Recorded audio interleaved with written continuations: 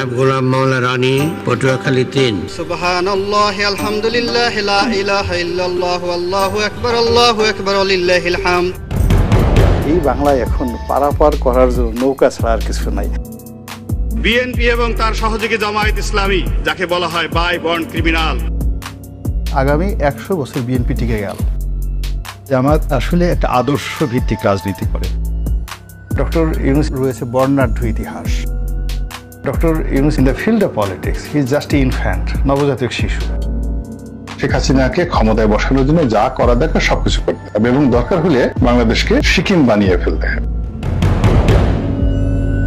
তোমরা যতক্ষণ পর্যন্ত তোমাদের চিন্তা চেতনায় কর্মে আমার রাসূলকে অনুসরণ করতে না পারবে, ততক্ষণ পর্যন্ত তোমরা মুমিন হতে পারবে না, মুসলমান হতে পারবে না।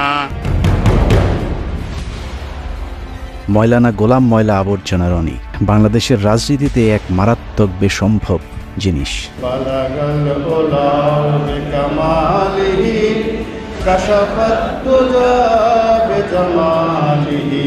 1967 সালে পয়দা হওয়া 57 পেরিয়ে 58-তে পা দিতে চলা এই স্বঘোষিত রাজনীতিবিদ এখন পর্যন্ত সিদ্ধান্ত নিতে পারেনি সে আসলে কোন দলের রাজনৈতিক মতাদর্শে বিশ্বাসী। আমি মনে করি মির্জা ফখরুল থেকে শুরু করা সবারই উচিত জয় বাংলা বলা। আওয়ামী লীগ এত অভাবগ্রস্ত, একটা লোকও নৌকার মাঝি হতে চায়। সংসদে কোনো রাজনীতি নেই। আমার সাথে অনেক বড় বড় মানুষ রয়েছেন যাদের হয়তো পদ পদবি নেই। বিজয় বলতে কি সিংহাসনে বসা? যখন যেখানে সুবিধা পেয়েছে রনি সেখানে মুখ লাগিয়েছে, কিন্তু যেখানে মুখ লাগিয়েছে সেখানেই দুর্গন্ধ ছড়িয়েছে, যে কারণে তার মুখ যেখানেই লাগিয়েছে সেখান থেকেই তাকে অসম্মানজনকভাবে ভাগিয়েছে। বোবার যেমন কোনো শত্রু নেই, গোলাম ময়লা রনিরও সুনির্দিষ্ট কোনো রাজনৈতিক প্রতিপক্ষ নেই। কখনো বিএনপি, কখনো আওয়ামী লীগ, কখনো জামায়াত, আবার কখনো এন্টি জামায়াত। এ যেন একই অঙ্গে বহু রূপ, যে কারণে কারোর সাথে তার তেমন কোনো বিরোধ নেই, আবার বন্ধুত্ব ভেঙে যায় সুদীর্ঘ হবার আগেই। জন্ম থেকেই জ্বলতে থাকা রনিকে বাংলাদেশের নিষ্ঠুর রাজনৈতিক দলগুলো উষ্ঠা লাথির উপরেই রেখেছে। যখন যার প্রয়োজন হয়েছে গরিবের সুন্দরী বউয়ের মতো কাছে ডেকেছে, আবার পরক্ষণেই বিছানা থেকে পাছায় লাথি দিয়ে খাটের নিচে ফেলেছে। বাংলাদেশ আওয়ামী লীগ থেকে বেদনা, অপমানবোধ, লাঞ্ছনা এবং গঞ্জনা, কোনো একটা মানুষের পক্ষে বিএনপিতে যাওয়া এটা সাধারণ কোনো ঘটনা নয়। নেতা শব্দটি আমার জন্য প্রযোজ্য। যোগ্যতা কি বিএনপি আপনাকে দিল না? এটা একটা ভিন্ন একটা প্রসঙ্গ। সব দলের লাথির ছাপ পাছায় নিয়ে রনি এখন দিক বিদিক ছুটছে। স্থির হয়ে বসতে গেলেই ব্যথা তাকে মনে করিয়ে দেয় রনির কোন কোন জায়গায় ব্যথা। মানুষের শরীরে যখন ব্যথা হয় না, কখনো নখে ব্যথা থাকে, আবার একটু পরে মাথায় চলে যায়। আপনার তো বয়স অল্প, এখন অত ব্যথা হয়নি। একটু পরে সেই ব্যথা 5 মিনিট মাথায় গালে চলে আসে, কানে চলে আসে। ব্যথা খুব দ্রুত সারা শরীরে ছড়াতে থাকে। ব্যথার এরকম যন্ত্রণা, সারা অঙ্গে এরকম ব্যথা নিয়ে চলছে রনির দিনকাল। কিন্তু প্রশ্ন হলো, এভাবে আর কতকাল? একটা জায়গায় তো তাকে থামতে হবে, না থামলে সবাই মিলে তাকে থামাতে হবে। কেননা রনি যে পাগলামি শুরু করেছে তাতে মনে হচ্ছে পাগলা গারদে যাবার ঠিক আগের স্টেজে আছে সে। আমার এই সকালে পেট খারাপ থাকে, বিকালবেলা মাথা খারাপ থাকে, রাতে ঘুম হয় না। আমি চিন্তা করলাম করিটা কি? পাগলামি আর একটু বাড়লেই পাবনায় আরেকটি বেড খালি করতে হবে তার জন্যে। কিন্তু আমরা রনির মতো একজন রাজনৈতিক জোকারকে হারাতে চাই না, যে কারণেই তাকে সংশোধন করতে আজকের এই প্রতিবেদন। সহিংস আন্দোলনের নামে অবশ্যই পুলিশের অধিকার আছে তাদেরকে গুলি করে মেরে ফেলা, অবশ্যই আছে। 5 আগস্টের দুদিন আগে চ্যানেলে টক শো শেষ হবার পর উপস্থাপিকার সাথে মানিকের যে অনাকাঙ্ক্ষিত ভিডিওটি ছড়িয়ে পড়েছিল, সেটারও নাটের গুরু ছিল গোলাম ময়লা রনি। টক শো শেষে অত্যন্ত অশ্লীল ভঙ্গিতে রনি মানিককে বলেন উপস্থাপিকাকে একটু আদর করে দিতে। মানিক ভাই, আপনি অনেক রাগ হয়েছেন, আদর করে দেন। মূলত রনির এই কথাতেই সূত্রপাত হয় মানিকের কুরুচিপূর্ণ আক্রমণাত্মক আচরণের। মানিক যখন দীপ্তি চৌধুরীকে যাচ্ছে তাই বলে যাচ্ছিলেন, তখনও রনি অসভ্যের মতো দাঁত কেলিয়ে হাসছিলেন। আমি একটা মুক্তিযোদ্ধা পরিবারের সন্তান, আপনার কোনো অধিকার নেই আমাকে রাজাকারের বাচ্চা বলার। তার এই ব্যক্তিত্বহীনতার কারণেই জীবনের পরন্ত সময়ে এসেও এখনো নিজের কোনো রাজনৈতিক পরিচয় জোটেনি। এক কথায় বলতে গেলে রনিকে বলা যায় বাংলাদেশের রাজনীতিতে একজন পলিটিক্যাল প্রস্টিটিউট। রাজনীতির মাঠের এই প্রস্টিটিউট কতবার কতজনের খাটে গিয়েছে সেটা দেখতে আমাদেরকে 2008 সাল থেকে রনির ঘাট বদলের ইতিহাস দেখতে হবে। জামাত আসলে একটা আদর্শ ভিত্তিক রাজনীতি করে। জামাতের যে আদর্শটা রয়েছে সেই আদর্শটা সমপর্যায়ের আদর্শটা এই মুহূর্তে বাংলাদেশে অনেক কোনো রাজনৈতিক দলের নেই। ঠিক ওই পর্যায়ের কোনো আলেম, কোনো ওলামা আমাদের দেশে না থাকার কারণে জনাব দেলোয়ার হোসেন সাঈদী সাহেব গ্রেপ্তার হওয়ার পর থেকে একটা বিশাল শূন্যতার সৃষ্টি হয়েছে। কদিন আগে রনির কথাবার্তা শুনলে মনে হতো জামায়াতের পটুয়াখালী জেলা আমির, কিন্তু এগুলো আসলে তার মনের কথা না। রনির মনের কথাগুলো শুনতে হলে 2010 সালে সংসদে রনির দেয়া একটি বক্তব্য শুনতে হবে। বিএনপি এবং তার সহযোগী জামায়াত ইসলামী, যাকে বলা হয় বাই বর্ন ক্রিমিনাল, অপরাধ করার জন্য যাদের জন্ম হয়েছে। এই বক্তব্য স্বঘোষিত বুদ্ধিজীবী গোলাম মাওলা রনির যখন আওয়ামী লীগের সংসদ সদস্য ছিলেন তখনকার। আওয়ামী লীগের সাথে তার সংসার ভাঙে ইন্ডিপেন্ডেন্ট টেলিভিশনের সাংবাদিক পিটিয়ে জেলে যাবার পর। ইন্ডিপেন্ডেন্ট টেলিভিশনের সাংবাদিক পেটানোর প্রেক্ষাপটটা একটু আলোচনা করে আসা দরকার। আপনি যদি রনির উইকিপিডিয়াতে যান তাহলে দেখবেন রনির জন্ম ফরিদপুরের শ্যামপুরে, কিন্তু রনি এমপি হয়েছিলেন পটুয়াখালী 3 আসন থেকে। স্বাভাবিকভাবে প্রশ্ন আসতে পারে ফরিদপুর থেকে রাতারাতি পটুয়াখালী কিভাবে তিনি সংসদ সদস্য হলেন। জনাব গোলাম মাওলা রনি, পটুয়াখালী 3। মাননীয় স্পিকার, আপনাকে ধন্যবাদ। লা ইলাহা ইল্লাল্লাহু ওয়াহদাহু লা শারীকা লাহু লাহুল মুলকু ওয়া লাহুল হামদ। রনির পূর্বপুরুষ ছিলেন নদী ভাঙন ফরিদপুরের চরের বাসিন্দা। রনির বাবা গ্রামে গ্রামে মাথায় করে তেল বিক্রি করতেন। আর্থিকভাবে অসচ্ছল হলেও মোটামুটি খেয়ে পড়ে বেঁচেছিলেন, কিন্তু হঠাৎ করে নদী ভাঙনে তার পৈতৃক ভিটার নদী গর্ভে বিলীন হয়ে গেলে নিঃস্ব হয়ে গোলাম মাওলার পরিবার চলে যায় ফরিদপুর থেকে পটুয়াখালীতে। একসময় সম্বল শুধু কম্বলওয়ালা গোলাম মাওলা রনি 111-এ শেখ হাসিনা জেলে থাকার সময়টাতে হাসিনাকে তেল দিয়ে কলাম লেখার পুরস্কার হিসেবে 2008 সালে নির্বাচনে আওয়ামী লীগের মনোনয়ন পান। এরপর সংসদ সদস্য নির্বাচিত হবার পর আর ফিরে তাকাতে হয়নি রনিকে। একে একে শিপিং বিজনেস, টেক্সটাইল বিজনেস থেকে শুরু করে এক্সপোর্ট ইম্পোর্ট সহ নানা ধরনের ব্যবসার মালিক হয়ে যান গোলাম মাওলা রনি। ব্যবসা বাণিজ্য করেছি, টাকা পয়সা হয়েছে, আরো টাকা হতে হবে, সালমান এফ রহমানের মতো ধনী হতে হবে। গামছার তেল বিক্রেতার ছেলের আলাদ্দিনের চেরাগ দেখে অনেকেই তার কাছে জিনের সাহায্য চাইতে গিয়েছিলেন, কিন্তু চেরাগের সেই জিন গামছাওয়ালার ছেলে রনিকে ধনী করলে অন্যদেরকে করেছে পথের ফকির। রনির সাথে যারাই যৌথভাবে ব্যবসা করতে গিয়েছেন সকলকেই খাল কেটে আনা কুমিরের মতো পেটে ঢুকতে হয়েছে। রনির একটা পারিবারিক বৈশিষ্ট্য আছে, যেখানে খান সেখানেই হাগেন। হেগে মতে পুরো পটুয়াখালী দুর্গন্ধ করে ফেলেছেন। ফরিদপুরের তেল বিক্রি করা রনির বাবা শামসুদ্দিন মুন্সি পটুয়াখালীতে এসে শুরু করেন বাজারে বাজারে গামছা বিক্রি করা, কিন্তু সমস্যাটা সেখানে নয়। ফরিদপুর থেকে কাঁথা বালিশ নিয়ে পটুয়াখালীতে যাবার পর তৎকালীন স্থানীয় যে চেয়ারম্যান তার খালি জমিতে রনির বাবাকে থাকতে জায়গা দিয়েছিলেন, সেই চেয়ারম্যানের খালি জমি দখল করেই গোলাম মাওলা রনি গড়ে তুলেছেন বহুতল ভবন।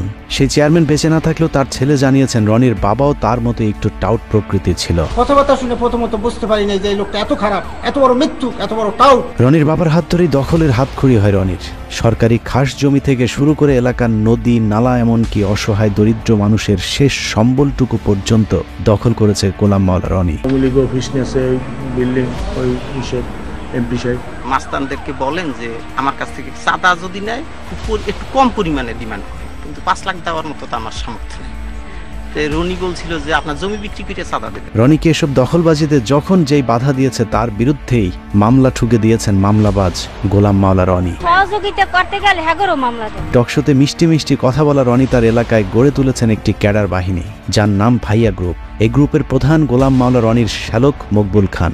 দখলবাজি আর চাঁদাবাজিতে অতিষ্ঠ গলাচিপা এলাকার মানুষ মকবুলের বিরুদ্ধে নালিশ করতে গিয়েছিলেন রনির কাছে, কিন্তু ভুক্তভোগী ব্যক্তিরা বুঝতে পারেননি টেলিভিশনের রনি আর টেলিভিশনের বাইরের রনি এক জিনিস নয়। সব বিষয়ে বিশেষজ্ঞ রনি টেলিভিশন টক শোতে নীতিবাক্যের ফুলছুরি ছড়ালেও নিজে জড়িয়েছেন নীতি বিবর্জিত অনৈতিক বিভিন্ন কাজের সাথে। মামলা দখল আর চাঁদাবাজি করে তেল বিক্রেতার ছেলে এখন শত শত কোটি টাকার মালিক। আমাদের এমন দিন আছে যে 10 কোটি টাকা আমাদের একসাথে ব্যাংক থেকে তুলতে। নিউ মার্কেট এলাকার নাইম রোডের লাক্সারি এই ভবনের 6-এর বি ফ্ল্যাটটিতে রনি নিজে থাকেন। রাজধানীর তোপখানা রোডের মেহরোবা প্লাজায় রয়েছে তার আরেকটি ফ্ল্যাট। বসুন্ধরা বাড়িধারা প্রকল্পে 5 কাঠা এবং পূর্বাচলে রয়েছে তার আরেকটি 10 কাঠার প্লট।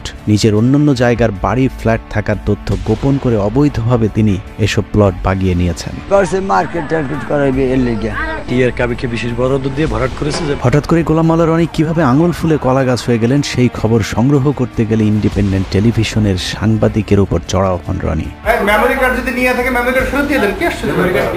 আমার দ্বারা যদি কেউ ক্ষতিগ্রস্ত হয়ে থাকে এজ এ বড় ভাই হিসেবে আমি সরি। যাই হোক, ওই ঘটনায় গ্রেফতারের পর জেল খাটতে হয়েছে বেশ কিছুদিন। জেল থেকে বেরোলেও আর আওয়ামী লীগে ঢুকতে না পারায় নতুন ভাতারের সন্ধানে বের হন তিনি। খুঁজতে খুঁজতে বিএনপির সাথে দেখা। সাংগঠনিকভাবে চরম ভঙ্গুর অবস্থায় থাকা বিএনপি তখন ডক্টর কামাল কাদের সিদ্দিকী রনিদের মতো খড়কুটো যা পেয়েছে তাই আঁকড়ে ধরেছে। 2018 সালে নির্বাচনের আগে যেদিন রনি বিএনপিতে যোগ দিয়েছিলেন সেদিন সাংবাদিকরা তাকে প্রশ্ন করেছিল বিএনপিতে কতদিন থাকবেন। রনি তার উত্তরে বলেছিলেন মৃত্যু পর্যন্ত থাকতে এসেছে। মূলত 2018 সালে বিএনপির মনোনয়ন পেতেই রনির এই পোল্টিবাজি।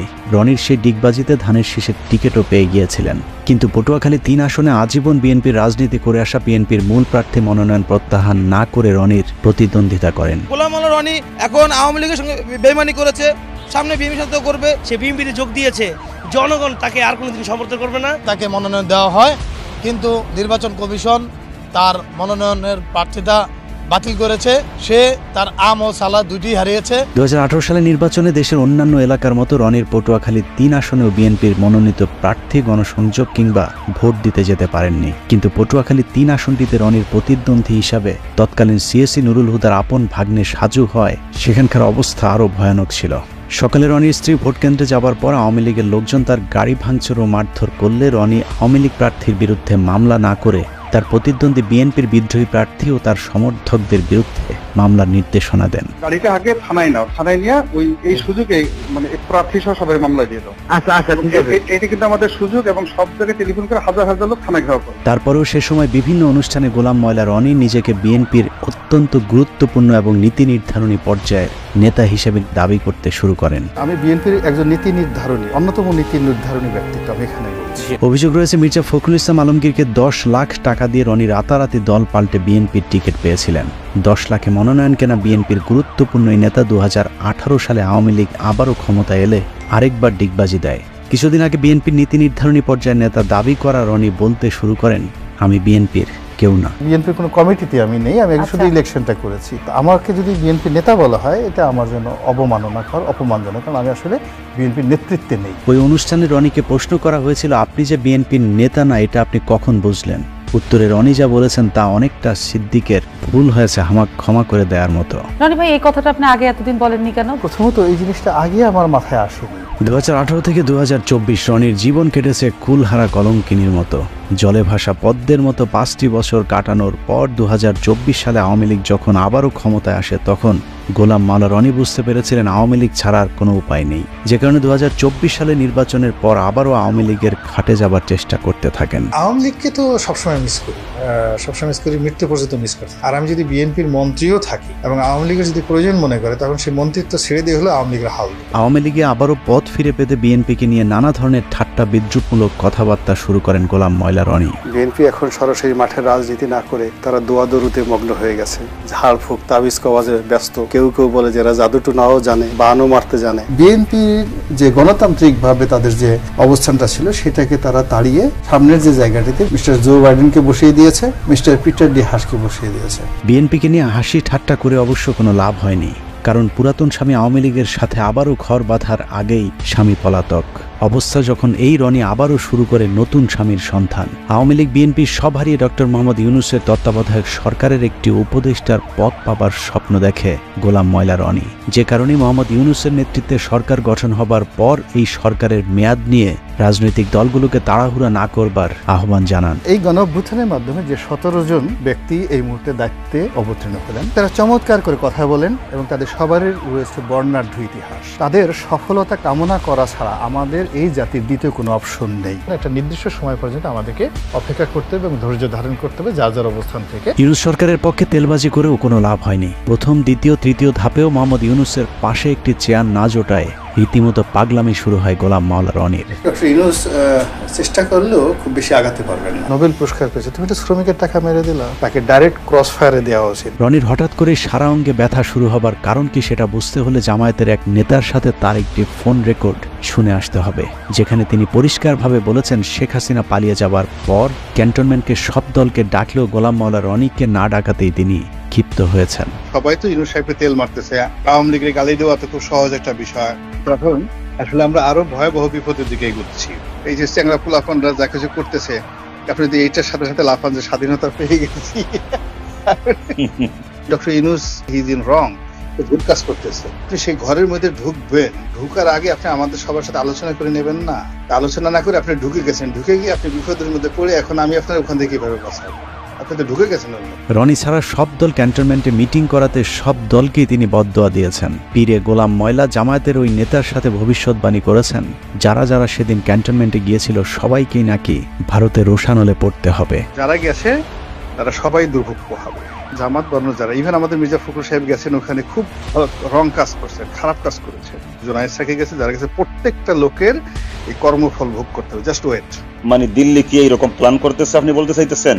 জি, এটা সেই প্ল্যান অনুযায়ী সবকিছু। এখন আপনি একটা কাজ করেছেন, সেই কাজের তো ফল আপনাকে ভোগ করতেই হবে। পরিস্থিতি যা দাঁড়িয়েছে, যে কোনো সময় 999-এ কল করে রনিকে পাবনার গাড়িতে উঠিয়ে দিতে হবে। Doctor Yunus is a famous and eminent economist, কিন্তু in the field of politics he is just infant, নবজাতক শিশু। 3 মাসও টিকতে পারবেন না। নিজের ফেসবুক, ইউটিউব থেকে শুরু করে টেলিভিশন টক শো সবখানি যেন রনির টার্গেটে পরিণত হয়েছে ডক্টর মোহাম্মদ ইউনূস। মুখরোচকর টাইটেল, থাম্বনেল আর নানা ধরনের ব্যাখ্যা বিশ্লেষণের মধ্য দিয়ে ডক্টর মোহাম্মদ ইউনূসকে বিতর্কিত করবার জন্য যেন রীতিমতো ন্যাংটা হয়ে রাস্তায় নেমেছেন গোলাম ময়লা রনি। 11 সেই সময়টিতে মঈনুদ্দিন ফখরুদ্দিনের উপরেও ছিলেন ডক্টর মোহাম্মদ ইউনূস। তাতে 11-এর একটা লেটেস্ট ভার্সন, এটাকে আপনি ডিজিটাল ভার্সন বলতে পারেন। একটি সূত্র জানিয়েছে, বাংলাদেশের রাজনীতির হিরো আলমের update version Alam pro max Golam Moyla রনির সাথে আওয়ামী লীগের একটি সমঝোতা হয়েছে। রনিকে যেহেতু জামায়াত, বিএনপি, ডক্টর ইউনূস কেউই পাত্তা দিচ্ছে না, সে কারণে তিনি এখন আওয়ামী লীগের সাথে হাত মিলিয়ে সূক্ষ্ম ষড়যন্ত্রে লিপ্ত হয়েছেন। এরই মধ্যে শেখ হাসিনা সম্পর্কে গুণগান শুরু করেছে রনি। সামনে হয়তো প্রকাশ্যে আরো গুণগান শোনা যেতে পারে। চীনের এবং আমেরিকার চক্রান্তে বাংলাদেশে শেখ হাসিনাকে যেভাবে বাংলাদেশ থেকে তাড়ানো হয়েছে, এটি নির্মম, এটি অন্যায়, এটি অসাংবিধানিক। বাংলাদেশে একটা উগ্র জঙ্গিবাদ তৈরি হয়েছে। এই জঙ্গিবাদের চক্রান্তে শেখ হাসিনা ক্ষমতাচ্যুত হয়েছে। তো কাজেই শেখ হাসিনাকে আবার ক্ষমতায় বসাতে হবে। প্রয়োজনে বাংলাদেশে ভারতীয় সৈন্য সমাবেশ ঘটাতে হবে। শেখ হাসিনাকে ক্ষমতায় বসানোর জন্য যা করা দরকার সবকিছু করতে হবে, এবং দরকার হলে বাংলাদেশকে অধিকার করতে হবে, কাশ্মীর বানিয়ে ফেলতে হবে, সিকিম বানিয়ে ফেলতে হবে। এছাড়া সুযোগ সন্ধানী রনির আসলে আওয়ামী লীগের কাছে ফিরে যাওয়া ছাড়া আর কোনো উপায়ও নেই। কারণ গোলাম মাওলা রনি বাংলাদেশে নিযুক্ত যুক্তরাষ্ট্রের রাষ্ট্রদূত ড্যান মোজেনার সময়ের একটি ঘটনায় আমেরিকার কালো তালিকাভুক্ত হয়ে আছেন, যে কারণে তিনি পশ্চিমা কোনো দেশের ভিসাও পান না। অতএব তার সামনে এখন আওয়ামী লীগ এবং ভারতের দালালি করা ছাড়া আর কোনো দরজা খোলা নেই। নাগরিকদের মধ্যে একটা বিক্ষোভ তৈরি হয়ে যাচ্ছে এই বাংলাদেশের বর্তমান রেজিমের বিরুদ্ধে, বিএনপির বিরুদ্ধে, জামাতের বিরুদ্ধে, ডক্টর ইউনূসের বিরুদ্ধে। আগামী 3-4 মাস যদি এভাবে তারা চলতে পারে, তাহলে শেখ হাসিনাকে কেন্দ্র করে ভারতে যে ইতিবাচক একটি জনমত তৈরি হচ্ছে, সেই জনমতের যে ধাক্কাটা কিন্তু বাংলাদেশেও আসবে। এবং বাংলাদেশে এখন যারা অনেকে শেখ হাসিনার বিরুদ্ধে বিষোদ্গার করছে, তারাও কিন্তু ইনফ্লুয়েন্স হয়ে শেখ হাসিনার জন্য হাহাকার তৈরি করবে। এখানে বসে লম্পজম্ব করতে পারবো, ভারতকে গালাগালি দিতে পারবো। কিন্তু সত্যিকার অর্থে ভারতের যে কোনো আগ্রাসন, সেটা অর্থনৈতিক আগ্রাসন, সামরিক আগ্রাসন, কূটনৈতিক আগ্রাসন, সেটি মোকাবেলা করার মতো অবস্থা আমাদের কিন্তু এখনো হয়নি। সব মিলিয়ে গোলাম ময়লা রনির আসলে নিজস্ব কোনো ব্যক্তিত্ব বা চরিত্র নেই। কোথাও মাওলানা, কোথাও আওয়ামী লীগ, কোথাও কৌতুক অভিনেতা, কোথাও সাংবাদিক। অনেক রক্তের বিনিময়ে অর্জিত ছাত্র সমাজের প্রতিনিধিত্ব করা এই সরকারের বিরুদ্ধে বিষোদ্গার না করে রনির আসলে সিদ্ধান্ত নেওয়ার সময় এসেছে। তিনি কি আওয়ামী লীগ করবেন, নাকি বিএনপি নেতা, ইউটিউবার নাকি কৌতুক অভিনেতা, মাওলানা নাকি ময়লা আবর্জনা? আমার নিজস্ব চ্যানেলে 1 কোটি লোক প্রতি মাসে বক্তব্য দেখে। এখন বিএনপির বলেন, আওয়ামী লীগের বলেন, find me one single leader. বাংলাদেশের যে গোলাম ময়লা রনির মতো একটা কলাম লেখেন, তার মতো ইউটিউবে একটা বক্তব্য দেন। রব্বানা আতিনা ফিদ দুনিয়া হাসানাতাও ওয়া ফিল আখিরাতি হাসানাতাও ওয়া কিনা আযাবান নার। দ্রুত সিদ্ধান্ত নিতে না পারলে রাজনৈতিক দলগুলোকেই তার ব্যাপারে সিদ্ধান্ত নিতে হবে। সুস্থ রাজনীতির স্বার্থে গোলাম ময়লা রনির মতো ময়লা যত দ্রুত পরিষ্কার করা যাবে, তত দ্রুতই দেশের রাজনীতি আবর্জনা মুক্ত হবে। আর সেই ময়লা আবর্জনা পরিষ্কার করতে যদি কারো বেলচা হাতে তুলে নিতে হয়, তাহলে সেটাও দ্রুতই নিতে হবে। রনির মতো এরকম চিড়িয়াখানার পশুকে খাঁচার বাইরে বেশি দিন রাখাটা অত্যন্ত ঝুঁকিপূর্ণ।